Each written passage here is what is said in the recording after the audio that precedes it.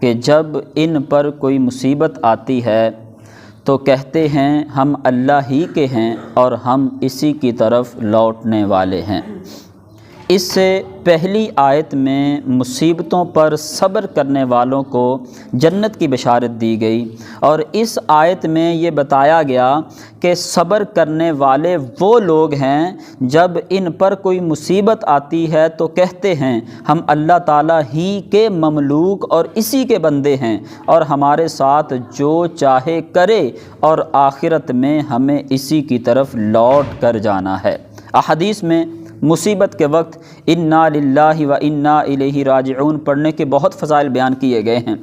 ام المؤمنین حضرت ام سلمہ رضی اللہ تعالی عنہا فرماتی ہیں میں نے سید المرسلین صلی اللہ تعالی علیہ وآلہ وسلم کو فرماتے ہوئے سنا کہ جس مسلمان پر کوئی مصیبت آئے اور وہ اللہ تعالیٰ کے حکم کے مطابق انا للہ و انا الیہ راجعون پڑھے تو اللہ تعالیٰ اس کو اس سے بہتر بدل عطا فرماتا ہے۔ حضرت ام سلمہ رضی اللہ تعالی عنہ فرماتی ہیں جب حضرت ابو سلمہ رضی اللہ تعالی عنہ فوت ہو گئے تو میں نے سوچا کہ مسلمانوں میں حضرت ابو سلمہ سے بہتر کون ہوگا، وہ تو پہلے گھر والے ہیں جنہوں نے حضور کی طرف ہجرت کی۔ بہرحال میں نے انا للہ و انا الیہ راجعون پڑھا تو اللہ تبارک و تعالی نے اس کی برکت سے مجھے اس کے بدلے میں حضور عطا فرما دیے۔ حضرت امام حسین بن علی رضی اللہ تعالیٰ عنہ سے روایت ہے حضور صلی اللہ تعالیٰ علیہ وآلہ وسلم نے ارشاد فرمایا جس مسلمان مرد یا عورت پر کوئی مصیبت پہنچتی ہے